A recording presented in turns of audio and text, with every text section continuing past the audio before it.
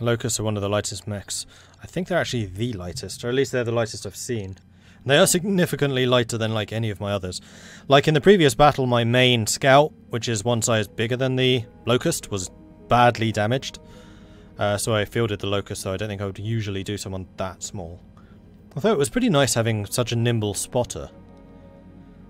I still can't believe I think I just got really sodding unlucky with the amount of damage that you took.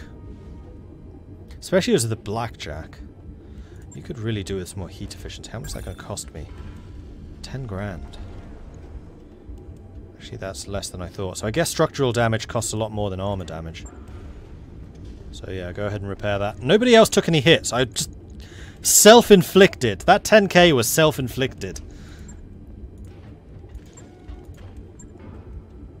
Alright, so if I chose to refit you, I click on this button and then here we go. So we can see exactly what you have. You've currently got an MG and an M laser. And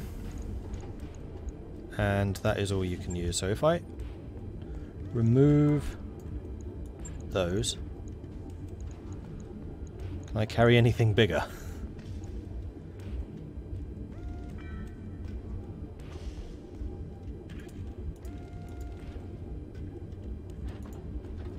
Ah, we can see the tonnage up here.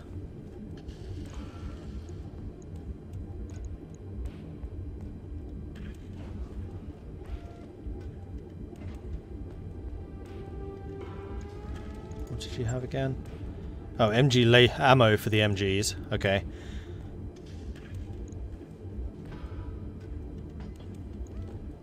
And it says here what you can carry. So you can carry one energy weapon or one projectile weapon.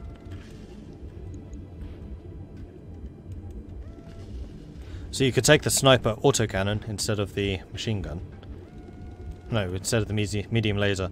What range is that? 180 to 70... 480, 720. See, I kind of like the idea of you having a longer range weapon.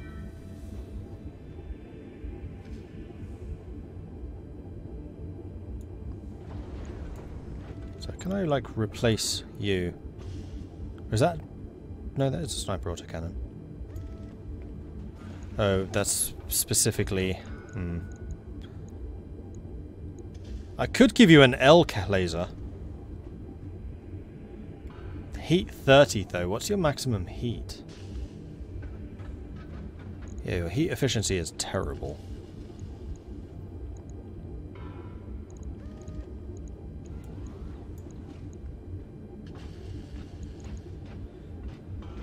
Yeah, we're not going to modify the Locust. I'm kind of curious about the other ones though. Like, I'd kind of like to reduce the heat usage on the Blackjack. So you're currently being repaired. Shadowhawk. Kind of want you to be more of a frontline brawler right now. So I might get rid of the LRMs. Or the SRMs. I don't know enough about what this stuff does. Ah, heat sinks. So you have three jump jets. 2 heat sinks.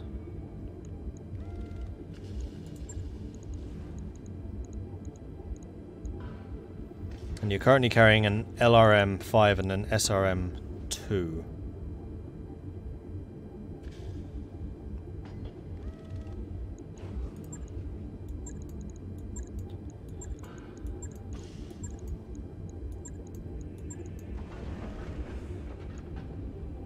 So if I went with like a large laser...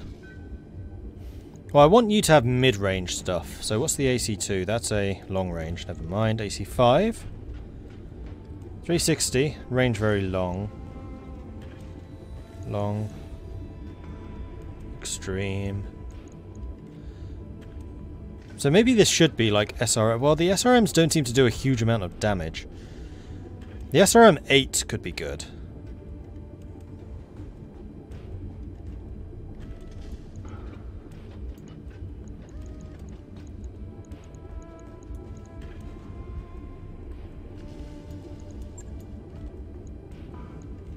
Where'd that go?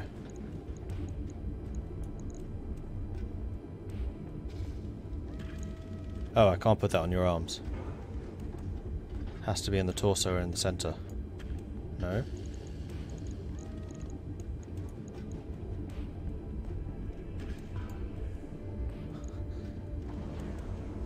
Cannot add to head.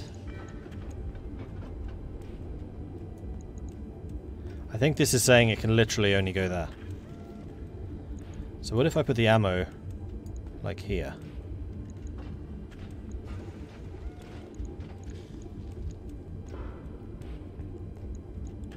And then I guess I'll take the SRM2 as well. Oh, I see. This is where the only rocket launchers can go. I see how that works. So we have SRM ammo for those two. Do we need more, I wonder? Probably. Because the ammo can go anywhere.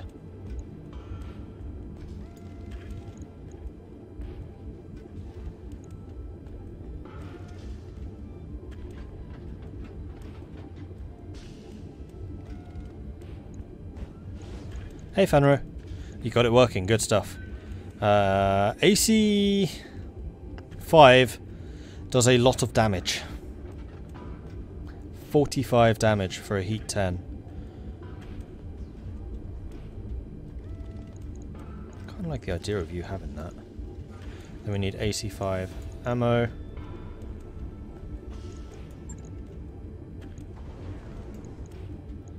And we are now at maximum weight. So firepower's the same. Range has gone down. Heat efficiency's gone up. So we probably don't need to be this efficient about heat. Because you didn't have heat efficiency issues in the past. So now we have 1 more ton, which could be another gun. AC2's long range. I don't really want long range. That's ammo. L laser. Long range. M laser. We could add an M laser. Right, heat efficiency is now a problem.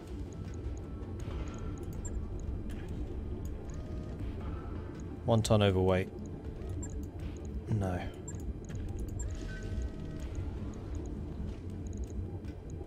So yeah, this is just reduced range. We still have 1 ton. On that, I might just add some more armor.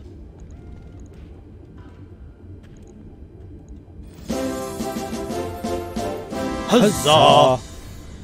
Fanro, thank you very much for the subscription. 2 months. Nice one, thank you very much. Look at the white slots, that's what you can use. Oh yeah. Rockets. What's that? Those are the autocannons.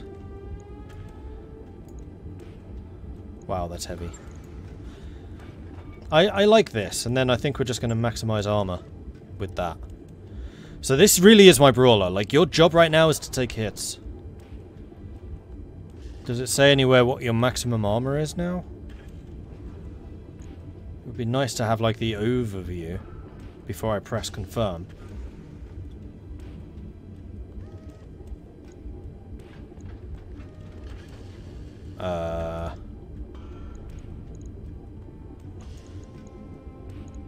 So this is what we've taken off. So we've taken off the LRM. We've taken off the M laser. We've taken off the AC5. No, we still have an AC5 on there. With lots of SRMs. Confirm. Ah, so that's going to take 5 grand and 22 days. Destroyed components will immediately be removed and scrapped.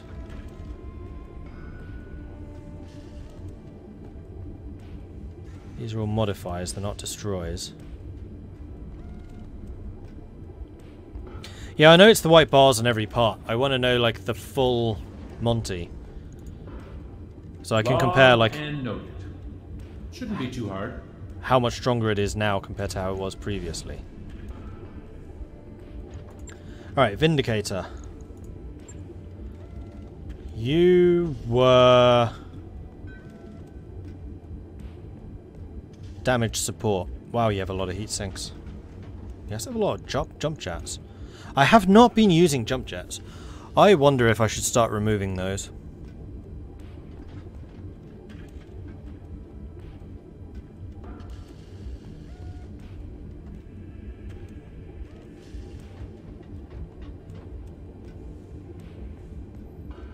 because you are a very jumpy one right now. Put less armor on the back to max out the front. Could do. I've been pretty good with my, like, positioning. Jump jets are awesome. You should be using them. I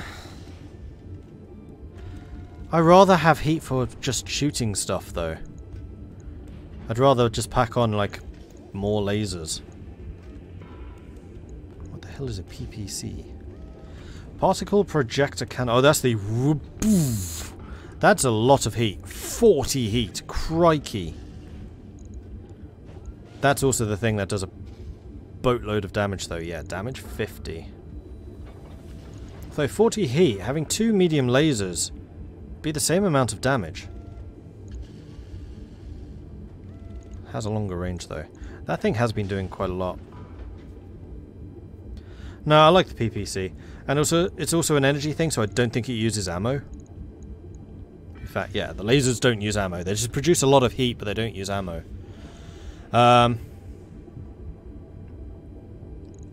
We have an LRM-5 already attached. Do I want you to be the long range, or do I want you to be like the mid-range damage platform? I kind of want the... what's the other one called? Blackjack to be the long range. I think I'm just going to undo everything, and we'll wait with you.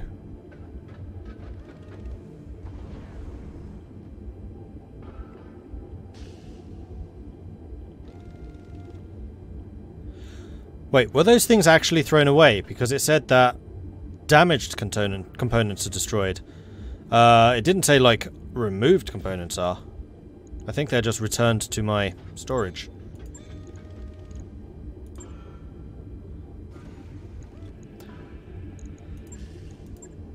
How long? It's going to be 33 days before the Shadowhawk's back in business.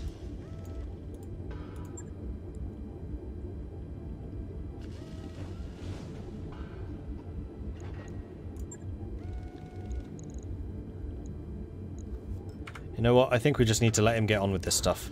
Because we have a lot of repairs to do. We have a lot of, like, refitting to do. This is fine.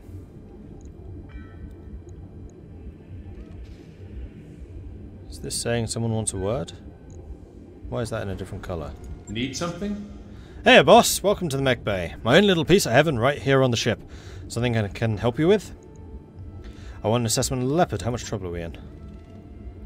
Dunno. I mean, we're doing okay for the moment, but give it a few months, maybe a year. You know how it goes. Eventually, everything falls apart. Everything. Maybe our jump drives will go out. Maybe some debris will perforate the hull. Who knows? But on that day, we're going to need to be able to cover our repair costs. If we can't, well, that'll be that. I've got a few questions. Yeah? Then hit me with them. I'll do what I can to answer. I mean, I don't want to wax poetic or nothing, but the mech bay is where the magic happens, boss. It's the beating heart of a mercenary outfit. I feel like he's a bit of a East Londoner. Anything I should know about the mech bays themselves? Beyond each cubicle holding the battle mech, not much. It's all about capacity. The more mech bays we have, the more mechs we can keep battle ready. And the more mechs we have battle ready, the more flexibility we can have in your deployment options. Wait, does he have a cybernetic arm? He had a cybernetic arm. Let's say you had 2 blackjacks, for example. A decent medium mech, for sure. I know your family gave you yours. One could be loaded out with loads of energy weapons for use in colder environments, where they can bleed heat quickly. The other, identical blackjack, could be loaded out with ballistic weapons that require ammo, but generate much less heat. Smart for deploying in warmer climates or in a vacuum where heat dissipation is slower. I don't actually remember what I asked you, but okay. A few reasons. First, we have limited capacity on the mech bay, so we need to store the overstock for eventual sale or use in the future.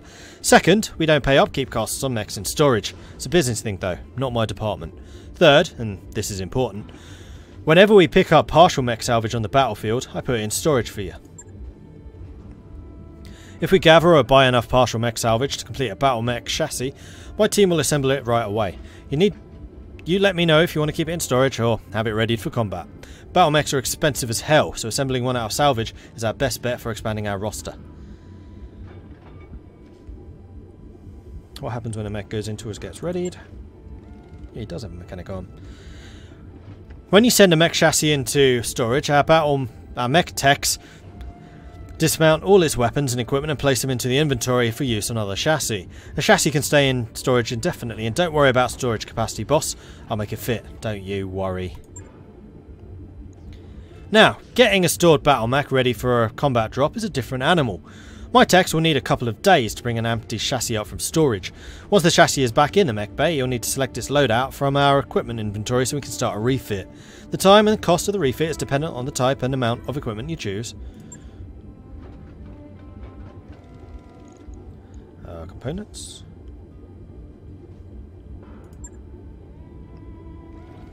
One of my favourite topics. In the mech bay you can browse all the equipment we have available in our inventory. There are two types of components I can install in the battle mech: weapons and equipment.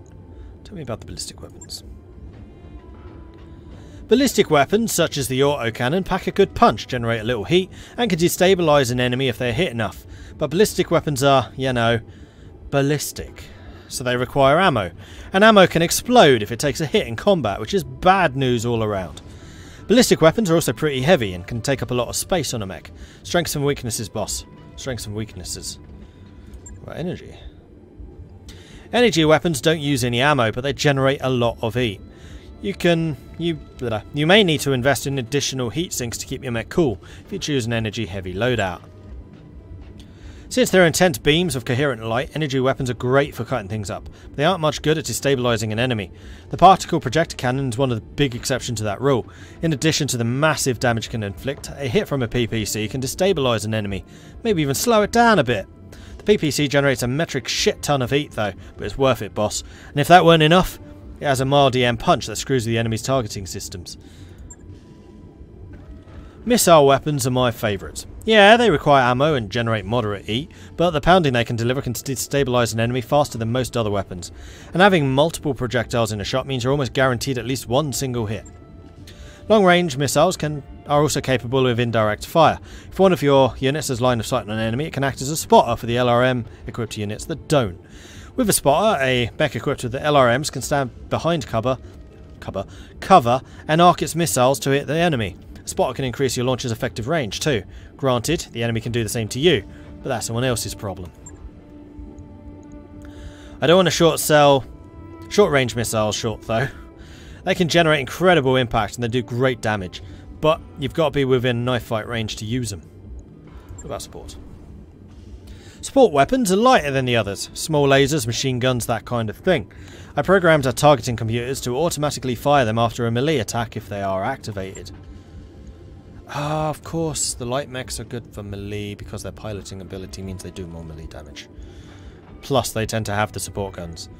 Tell me more about the other types of equipment you fit on a mech.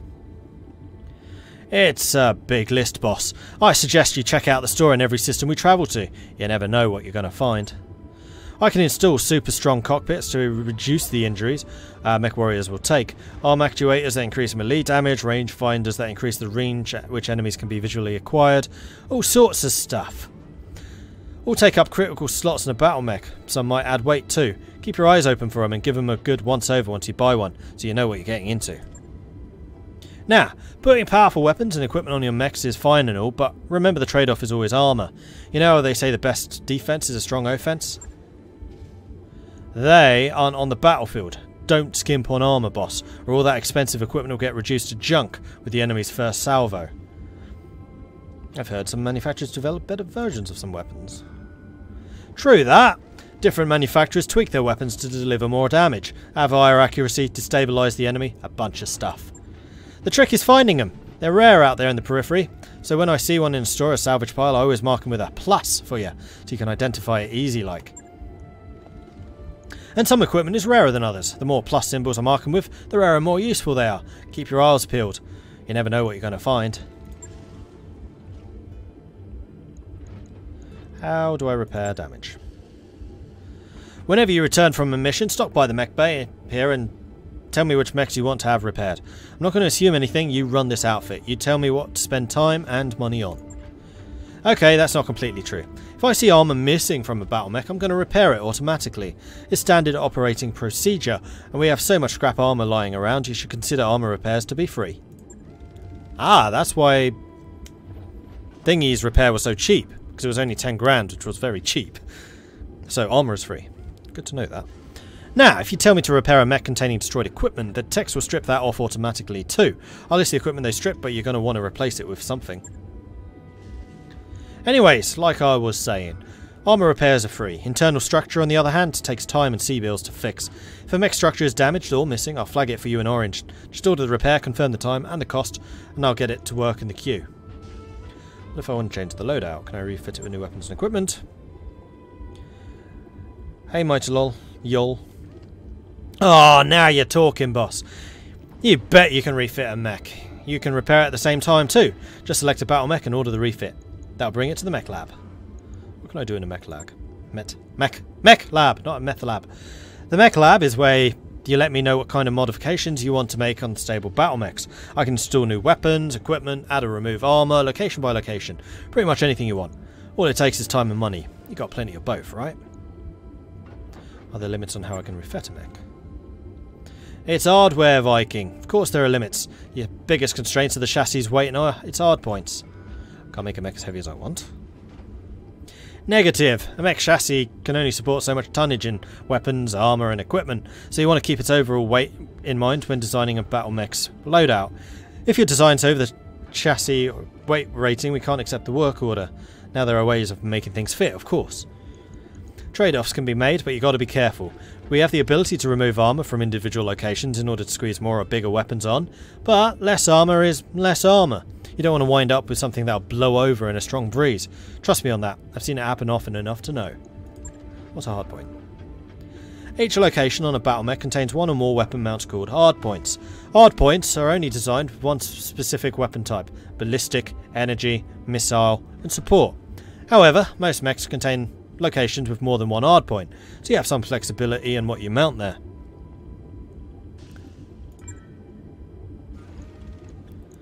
How do I know what a mech is good at in the first place?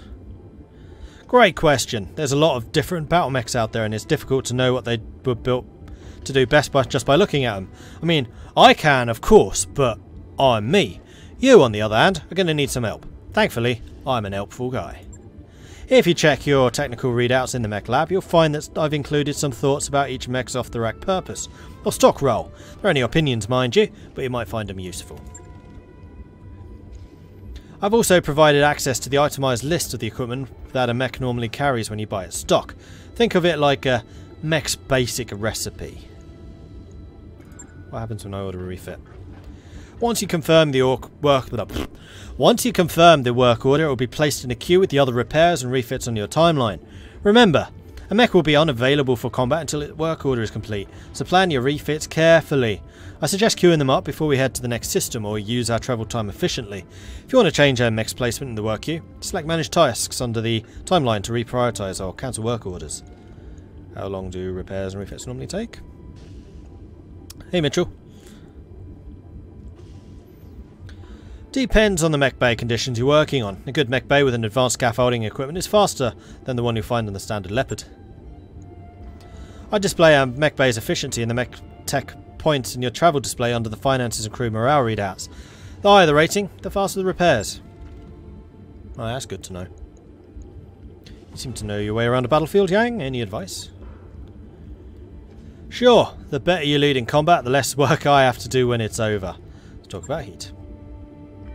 Yeah, let's talk about it. Can't emphasise this enough. Watch your eat. Where mech warriors are sitting on walking fusion reactors out there. Using jump jets and firing weapons generates heat, sometimes a lot of it. If one of your mechs gets too hot, you could damage its internal structure, or worse, shut down the engine in the middle of combat, leaving it a sitting duck.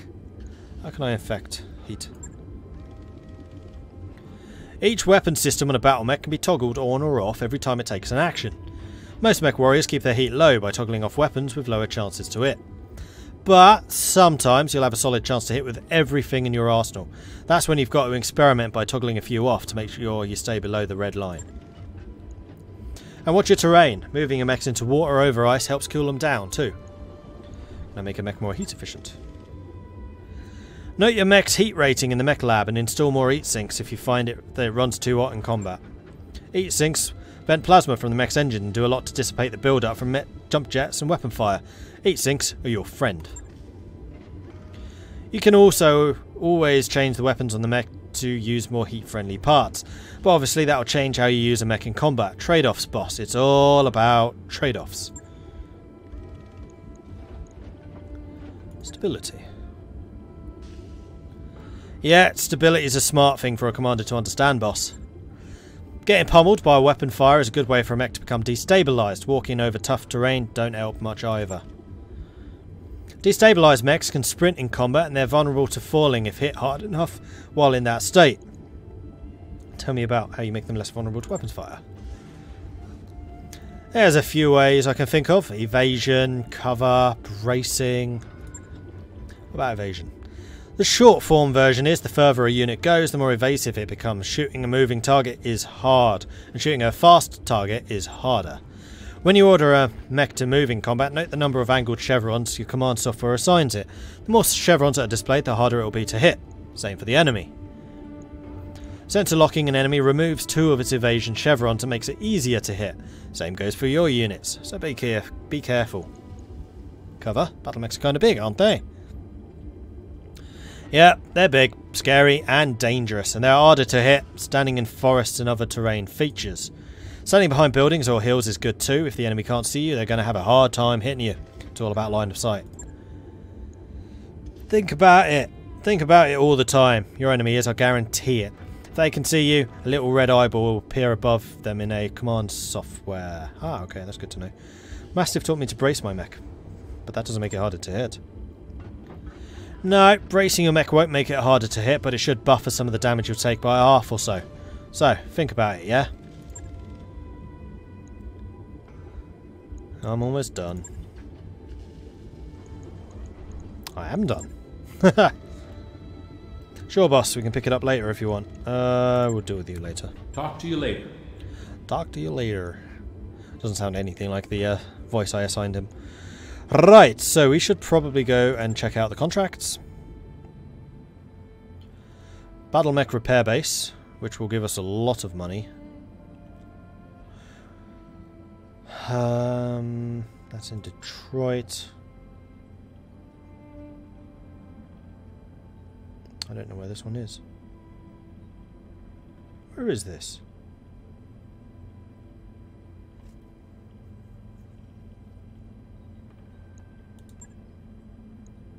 Oh, includes travel to Detroit, 17 days. This one, I guess, is local. The problem with that is half of my stuff is out injured right now. Next one I get is 6 days, 11 days. So I'm going to need 11 days of repair anyway, before I can do anything. Anyone seen the year? Not yet. It'll appear like when we're moving between star planets systems.